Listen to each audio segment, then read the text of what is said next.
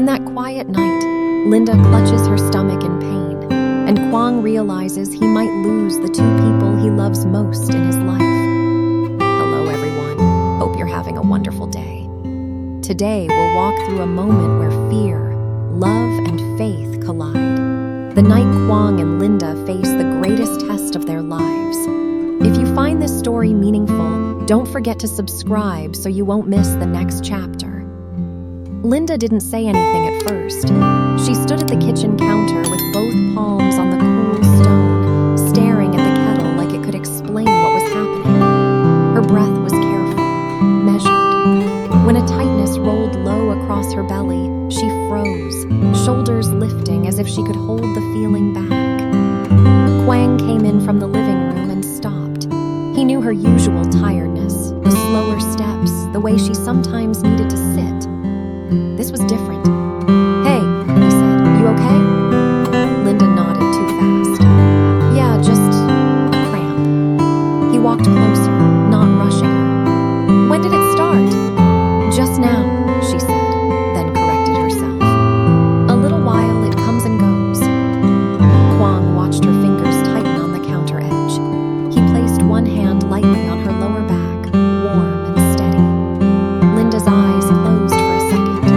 Another wave came. She inhaled sharply, chin tipping down as she rode it in silence. Quang stayed close, listening to her breathing. When it eased, Linda opened her eyes, glossy and guarded. "It's probably nothing," she said. Quang's thumb moved once. "How strong?" Linda swallowed. "Stronger than earlier." He blinked. "Earlier?" She looked away. "I didn't want to wake you." His expression tightened, then softened.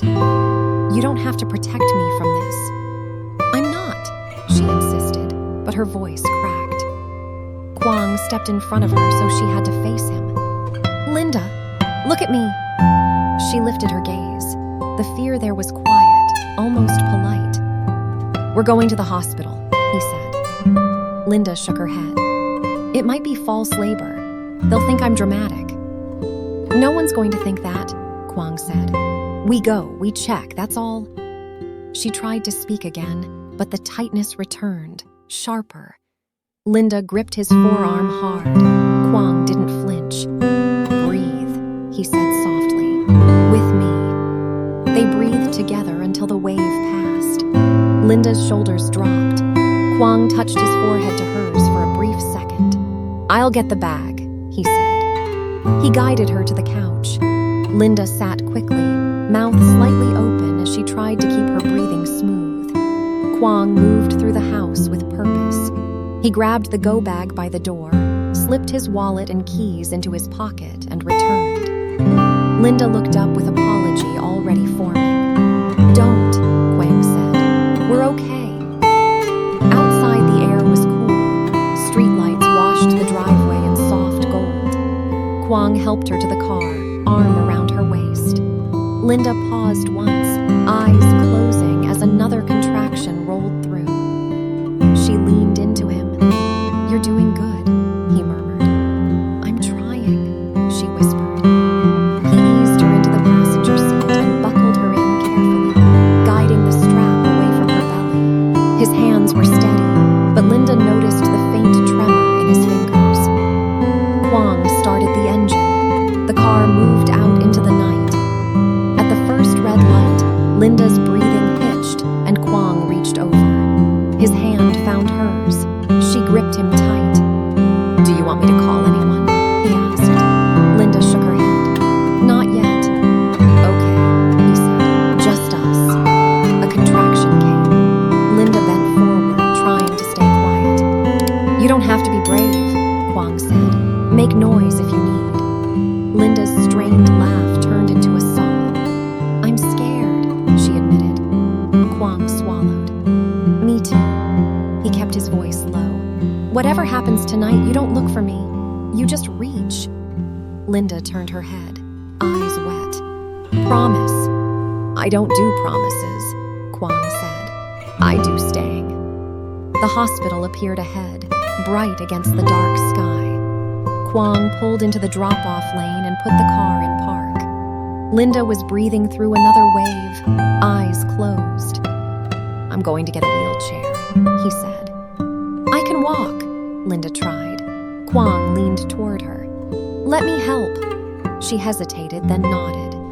Quang jogged inside, grabbed a wheelchair, and returned. He opened her door and offered his arm. Linda stood slowly, then wavered. Quang caught her at the waist. "I hate this," she whispered. "I hate not being in control." Quang guided her into the chair and crouched in front of her. "You don't have to control it," he said. "You just have to get through it." He wheeled her through the bright entrance. The air smelled like sanitizer and coffee. At the desk, the nurse asked for Linda's name and due date. Quang answered most of it, keeping his voice calm while his thumb rubbed small circles on Linda's shoulder. Linda managed to whisper the last thing herself. "Allergies, none." And the nurse gave her a quick, reassuring smile. They were taken into triage, curtains, a narrow bed, soft beeping. Linda was helped onto the paper sheet. A monitor was strapped around her belly. Then the sound filled the space, a fast, steady heartbeat. Linda's face changed at the first clear beat. Relief, wonder, fear, all in one breath. Her eyes filled again. Quang leaned closer, listening with her. "That's our baby," he whispered, almost like he didn't want to disturb the sound. Linda nodded, a shaky, grateful yes. Quang sat beside her and took her hand. His thumb traced the side of her finger, small movements, like he was anchoring her. A nurse checked her pressure, asked questions, spoke gently. After watching the monitor, she nodded. "This looks like early labor," she said. "We'll have the doctor come in and check you." Linda stared at the ceiling, blinking fast. "Early," she whispered. Quang leaned close. "You're not alone," he said. Linda turned her head toward him. "I'm so tired." "I know," he said, softer now. "You've done so much already." Another contraction began. Linda's fingers clamped around his hand. Quang didn't tell her what to do. He just breathed with her, staying close. When it eased, Linda looked at him like she was stripped down to one simple need. "Don't let go," she said. Quang kissed her knuckles once, quick and careful. "I won't," he answered, and his grip stayed steady as the room settled into a quiet, waiting light. The doctor entered without urgency, her presence calm enough to slow the room. She greeted Linda by name, explained each step in a voice that felt practiced but kind. Linda listened with her eyes closed, nodding faintly, her fingers tightening around the edge of the bed as another contraction approached. Quang stayed close, not hovering, just near enough that Linda could reach him without looking. When the contraction hit, she reached, her nails pressed into his skin through his sleeve. Quang didn't pull away. He leaned forward, lowering his head so she could hear him clearly. "Breathe with me," he said. "Slow. You're not late. You're right on time." Linda's breath came in sharp pieces at first, then steadied as she followed his pace. The pain passed, leaving her drained but still present. The nurse adjusted the monitor and nodded to the doctor. "She's ready." Those words didn't land like fireworks. They landed quietly, with weight. Linda opened her eyes, searching Quang's face. "Okay," she whispered, as if agreeing to something she had already decided. The room rearranged itself around them. The bed shifted. Instruments were prepared with efficient movements. Quang stepped back when asked, then returned to Linda's side when the doctor nodded him closer. He took her hand again. This time her grip was firmer. Time stretched and folded in on itself. The clock on the wall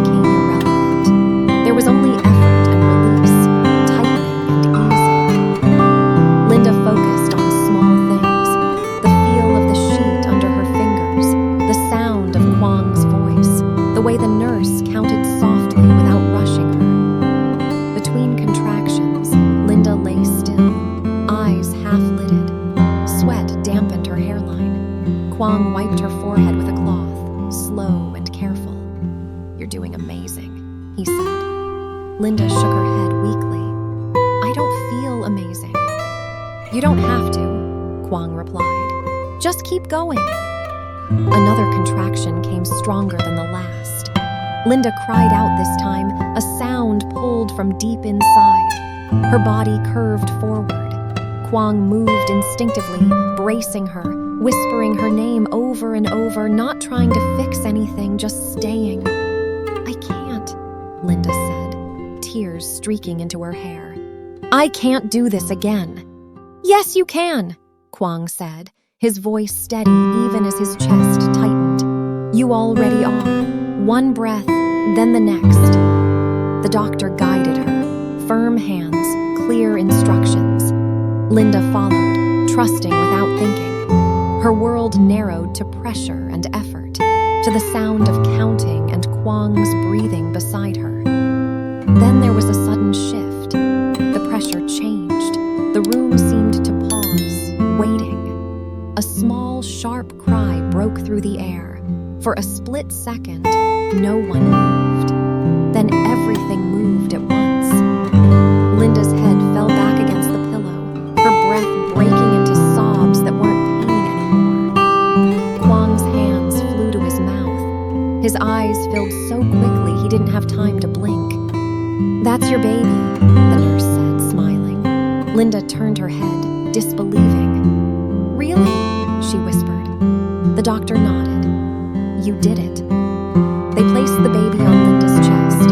The weight was small but undeniable. The baby's skin was warm, slightly damp, alive in a way that felt unreal. Linda froze, afraid that if she moved, the moment would vanish.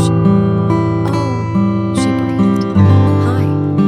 The baby's cry softened, turning into uneven little sounds. Linda's hand shook as she touched the baby's back. Her face changed completely, tension draining out of her, as if something deep inside her had finally let go. Quang watched, rooted in place. He had never seen Linda like this. He had never felt anything like what was happening in his chest. After the cord was cut and the room settled, the nurse looked at Quang. "Would you like to hold your baby?" Quang nodded immediately, then stopped. "I mean, yes, please." He washed his hands slowly, deliberately. When the nurse placed the baby in his arms, he stiffened, every muscle alert. The baby shifted, a small noise escaping. Quang adjusted his hold, heart pounding. "I've got you," he whispered, not sure who he was reassuring. The baby's weight settled against him. Something inside Quang softened, quietly, completely. He felt a warmth spread through his chest that had nothing to do with relief. Linda watched him, eyes heavy but glowing. "You look scared," she said gently. "I am," Quang admitted, "but in a good way." She smiled. The baby was taken briefly for checks. The absence felt immediate, like the room had lost its center. Quang returned to Linda's side, helping her sip water, brushing her hair back. "You are so strong," he said. Linda shook her head. "I was just held." Quang understood what she meant. The baby came back swaddled, quiet now. This time, Linda held them longer. Quang sat close, his arm curved protectively around both of them. Linda leaned into him, her head resting against his shoulder, her breath slowing. The room dimmed, the noise softened, the world outside faded. Quang watched the baby's chest rise and fall. Then he watched Linda's. Two rhythms, steady and real. "We're a family now," Linda said quietly. Quang nodded. "Yeah, we are." He didn't think about tomorrow. He didn't think about anything beyond the weight of the moment. He adjusted the blanket, kissed Linda's temple, and stayed exactly where he was. Evening deepens. Inside, everything feels held. Two people and a third they can't see yet, already making the room feel fuller. Linda và Linda theo bà và cậu cháu ra nương mía. Dưới nắng sớm, bà vừa chặt mía vừa kể chuyện ngày xưa. Dậy chặt 3 hoặc 4 khúc cho đẹp để bán được giá. Đồng mía cao dần, 45 đồng trở thành hy vọng cho phiên chợ. Một cây mía đổ bất ngờ khiến cả nhóm kêu, rồi cười xòa vì kịp đỡ nhau. Chiều xuống, Linda buồn bã vì con rúi của mình đã biến mất. Nghi có kẻ trộm rình quanh nhà. CEO Quang ghé đến lắng nghe và trấn an và tự sửa chiếc camera cũ trong kho, kéo dây lắp trước sân nhà để bảo vệ cô. Đêm đến, Linda nấu cơm nếp cẩm mời anh ở lại ăn. Hai người trò chuyện lòng ấm lại. Quang kể áp lực công ty, camera nháy sáng, bóng lạ thoáng qua, và không biết Linda có sống sót qua được đêm nay không. Mọi người nếu thấy video hay, hãy cho mình một like, một subscribe. Cảm ơn mọi người nhé.